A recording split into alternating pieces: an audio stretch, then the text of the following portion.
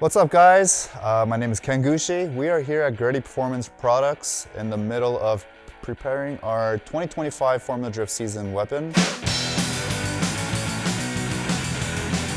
I've been with GReddy Performance since 2012 when we launched the Scion FRS drift car, and prior to that I had already been driving for Scion for about 4 years now. So the partnership between myself and GReddy came early on in my career with Toyota, and when they launched the FRS, it just happened to be one of the greatest Japanese tuning brands, GReddy Performance with Scion Racing at the time. And this was Scion's first rear-wheel drive vehicle, the FRS, or globally known as the 86. So I was extremely excited that a brand like GReddy would come on board and have myself as a driver. And since then, I mean, we built multiple cars, not just for Formula Drift, but for SEMA and other smaller events out there, even Pikes Peak Hill Climb. We've had a lot of success together, and multiple podiums, a lot of podiums, and even a win at Irwindale Speedway. Second place in the championships in 2015 with the same 86. And then now came the Supra in 2020. We built the Supra here. Now come 2023 or 2022, when we got our hands on the new GR86. GReddy was also on board when I was running the 1GR. We ran their turbos, and then just last year we decided to go back to a 2JZ engine, and now we're using the GReddy Performance 3.2 liter Crate 2JZ.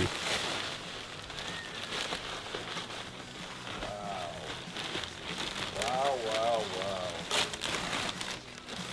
Never get old, huh? Being especially built engine.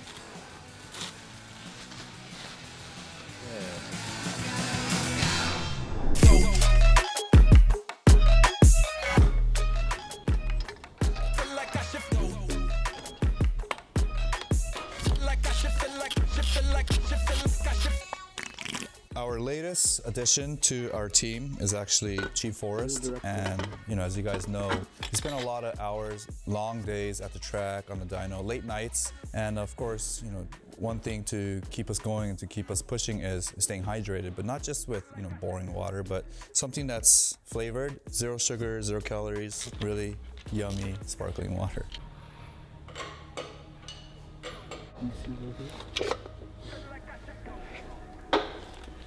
Comes with instructions? Sometimes. I like doing it like Legos. You just kind of freelance it, feel your way through it. Got a gasket, make it fit. If it doesn't have a gasket, use RTV. Coming off of the 24 season, which was our first year running the GPP 2JZ, a 3.2 liter crate motor. As I was preparing for the previous season, I kind of rushed a lot of things with in the aspect of making it a little bit harder for my mechanics to service the car. So going into this new season, I decided to take on the challenge of just modifying small things here and there. No drastic changes to the setup. However, a lot of these small changes that I wanted to make ended up adding up quite a bit. So now we're late into March, still getting the car prepared for our first test session, and the season coming up in just over 2 weeks.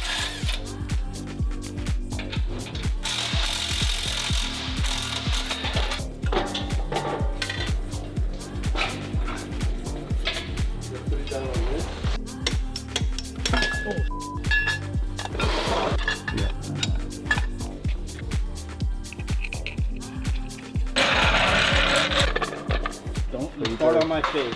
You better watch your face. Do you know how close your ass just got to my face right now? Enough to draw a picture out of it.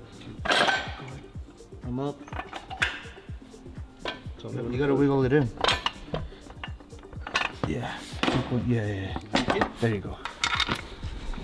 Up a bit. Up.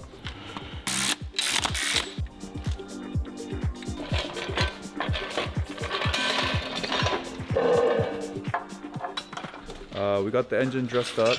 Not all the way, we're still missing the turbo manifold and the turbine itself, but got the mounts bolted on, the engine mount brackets, starters on, transmissions on, the intake manifold, fuel rail injectors, and obviously the dry sump pan and pump. So the motor's gonna go in now. Once the motor's bolted into its final resting place, we'll start plumbing the motor. So jumping straight into it, one of the bigger changes was changing the layout of how the GPP 2JZ sat in the engine bay. And if you recall last year in Orlando, I actually had an incident where we got the car into the wall, pushed the frame a little bit inbounds. What that did was actually kind of damage our motor plates, as that was kind of how we set the motor into the car. We were using front motor plates to mount the engine, and because of that impact, I was afraid that the motor would get damaged. Normally, the engine sits on the subframe using engine brackets, but in our case, I pushed the frame and kind of shifted the motor setting a little bit towards the passenger side of the car. So that was one of the biggest changes I wanted to make, was go back to the traditional way of setting the engine onto the crossmember. But in doing so, I had to move the engine forward a little bit,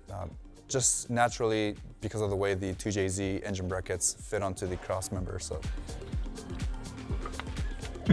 Kevin, go down a bit. No, don't. Huh? On me? Huh? The engine. Oh, no. Yeah.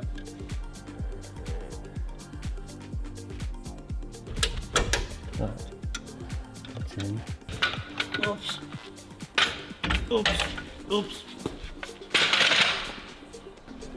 That was a lot easier than our last year's setup, so I'm very happy about that, because that was the main reasons why we went with this change in how the engine sits in the car in the first place, was how much easier it would be for service. And yeah, all the planning in the off season kind of came into play, and now we got a very easily serviceable 2J setup. I didn't really like how the turbo sat, or the turbo piping sat in the engine. And last year at Irwindale, one of our charge pipes kept blowing off constantly because of the way the piping was set up. So instead of using the traditional silicone hose and clamps, we decided to go with the GReddy Performance HD clamps, which makes it way easier to undo the piping. You can pretty much do it with one hand. And modified the hot side and the cold side. Pretty much made an entirely new intercooler setup here at GReddy Performance. Some of the other changes consists of just adding a rear sway bar, having a proper intercooler mounting bracket, so it's just quicker and easier and more efficient to service.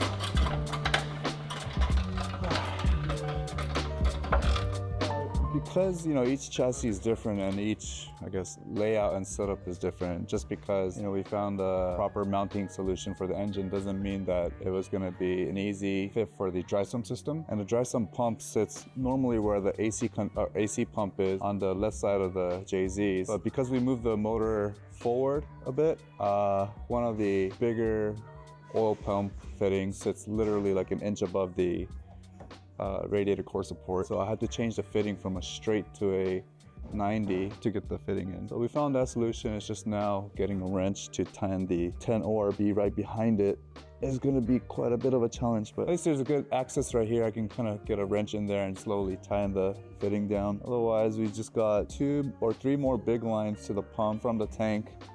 And then I got to mount the tank that just arrived this morning. This is our new Daily Engineering ARA1 oil tank. This will sit in the trunk to replace the one that's in there right now. But I got to find another mounting solution because the mounting points are different. But this was pretty much what we were waiting for to complete the off-season overhaul. Once this is in, we can fill it up with all the lubricants, put in some Motul 300V in there, and fire her up. So hoping by the end of today, we'll get the car started and breaking in, and then we can look forward to tuning and testing next week. That's why the roof's dirty, because of your dirty hands. Yeah.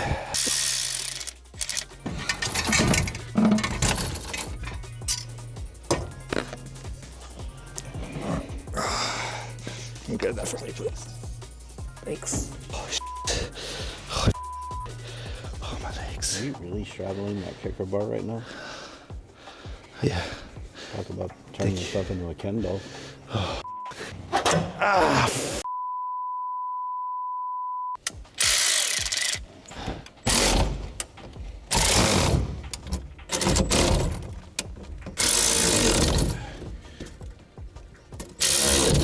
If you don't mind, can you pass me that small 3/8 ratchet?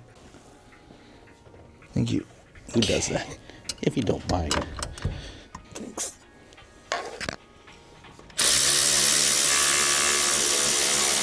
That's nice. Okay. I need Mental adjustable wrench that's kind of big. A what? The bigger adjustable wrench. Oh, that's nice.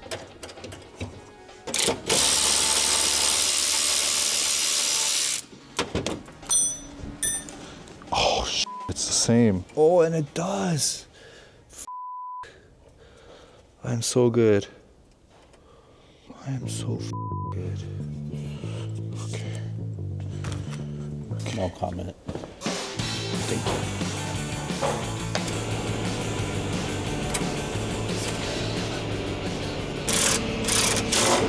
Yeah, one of the returning sponsors for 2025 is Motul, and we started working with them actually in 2019. GReddy actually has a really good relationship with Motul. I had the great chance to work with those guys a few years back, and 2019 was a great year for us because that's when we won Irwindale Speedway in the final round of Formula Drift. And so I know how reliable and proven their fluids are. So for 2025, love to welcome Motul back on board, and of course we'll be using all their fluids and then their 300V in the engine. Yeah, just having a brand like Motul come on board with their expertise and know-how really kind of puts us at ease because obviously we're pushing, 1,000 horsepower, a lot of stress through the drivetrain, the transmission, rear differential, and obviously the engine. So to have a peace of mind that the fluids are going to be extremely protective of, mitigating damage or early signs of damage is for sure going to help my performance, not just on track, but mentally. Outside of the racing program, I've also had some time to work on my personal projects, one being a new project that I took on last year.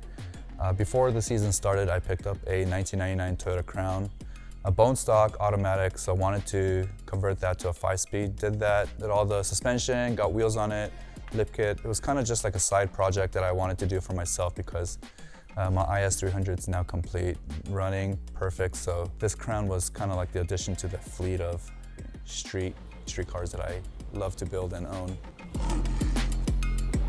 The tuning and dyno process is actually more complicated than you think. Overall, I think people think that you just strap the car on the dyno, do a few pulls, check over the data, and call it a day. Well, for motorsports or even competitive drifting, we have the aspect of drivability, engine response, where in the power band you want it to hit the hardest, because you have to consider, you're not just drifting alone, you're also chasing a car in front of you, and there are sudden changes in the pace, and so you have to be able to adapt to that pace in an instant, and that's where things like instant torque come into play, throttle response, boost lag, or the lack of. And so just trying to optimize on the setup takes quite a few hours, and in fact, our first dyno session took 5 hours straight, and I just got to give it to the guys over at Link ECU and GReddy for even taking those long hours to perfect our current setup. Link ECU has been a partner of mine for about 5 years now, and we first started working with them when we got the new GR86 in our hands. And at the time, I wasn't running a 2JZ. In fact, I was running a 4-liter Toyota 1GR, which comes out of the FJ Cruiser in the Tacoma. And that's when I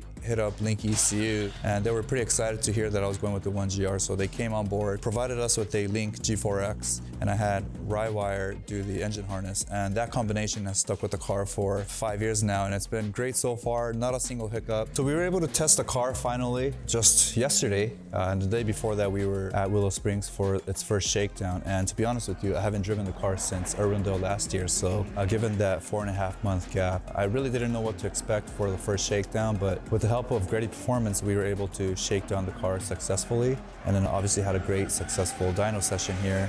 And the first test yesterday went really well. I'm really happy with the setup, the suspension changes we made, a lot of small changes that added up to be, one big change. It's pretty much a whole new car, but yeah, really happy with how it turned out. It drives great, the tires are great. So for 2024, we signed on with a different tire manufacturer, Kenda Motorsports. The year that I signed on with them, they actually had released a new compound of the HP Vesdas. They are basically based on the old KR20s with the whole new compound sidewall design. And the tire actually performed really well last year. I was very happy with them. We were able to set tire pressures relatively easy every round. Now coming into 2025, they had actually improved on that compound and that sidewall. And for the front tires, they added the same compound from the rears with an improved sidewall design and overall grip. So during testing, I had the opportunity to test out the new tires in the compound, and I really enjoyed them, really loved it, really loved how consistent they were predictable, and just being able to compare last year's compound to the new compound for testing was just quite a eye-opening experience. This is the wheel and tire combination that we're going to be running for 2025. The wheels are Rays Gramlites 57 DRs wrapped in Kenda Vezda UHP Max. Rays has been a partner of mine since 2012, 14 years now. We've been running Rays wheels pretty much on all of our cars, including our street cars.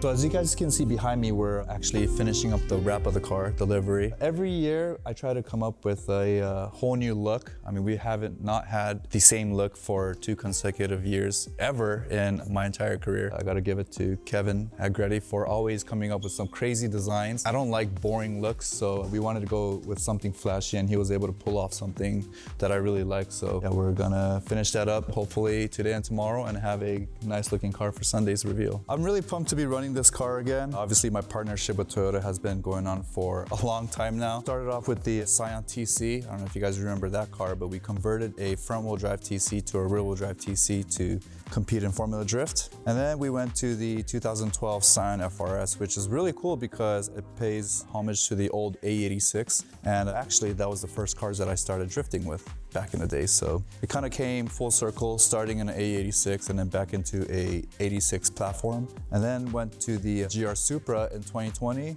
and then the GR86 in 2022. So really thankful and grateful to be working with Toyota.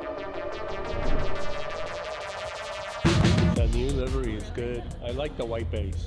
It's clean, but still flashy. Yeah, it's kind of like Japanese Grand Prix kind of, theme. So I always like white color. So it's beautiful. Oh my God. I've been saying that this is probably by far my favorite livery of my entire career. I mean, we've been notorious for having a different look every year, and there hasn't been, 2 consecutive years with the same graphics or livery. And I tell myself every year, like, oh, it's like, this is the last time I'm gonna do this. Like, doing a whole new livery every year is tough. But at the end of the day, you see the end result and the amount of work that everyone has put into it. It's so worth it. It's so worth putting in that extra time and effort to making the car look fresh for the season. So it's sick. I really love it. I love how it turned out. All the red accents, the white base, the wheels. Not a single complaint. Drive now. You should just do it now. Yeah. Fire. What? Fire? One. Yeah, one.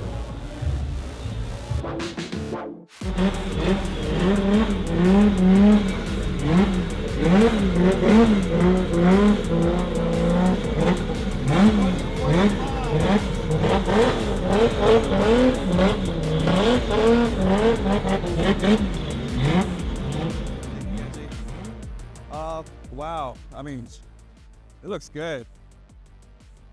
First of all, I want to say thank you guys thanks to all of you guys actually for coming today. I know there's a lot of events you guys can choose from. It's a Sunday, there's Cars and Coffee. I'm sure there's a lot of other cool car events going on, but you guys chose to come to GReddy Performance to check out our car livery.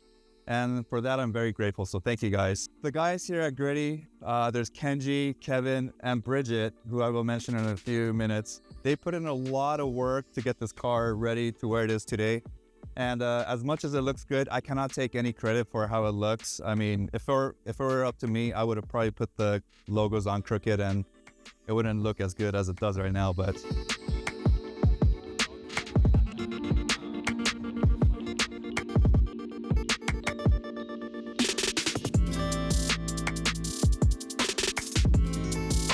All right, so race week is coming up next week. And for race week, we have a lot going on. Monday, we'll load up the car into the trailer with all the parts and head down to Long Beach to kind of stage it in the area. Tuesday, we have Media Day, which is, Formula Drift inviting drivers to come out to kind of showcase what the series is all about to media outlets, whether it be news channels, social media influencers, and whatnot. Wednesday, we have tech inspection. Thursday, we'll have a Toyota reveal event. Friday will be our first official practice for round one, for round one of Formula Drift Long Beach. And then come Saturday is race day. So got an action-packed week ahead. And we've waited 4.5 months for this week to come, so pumped.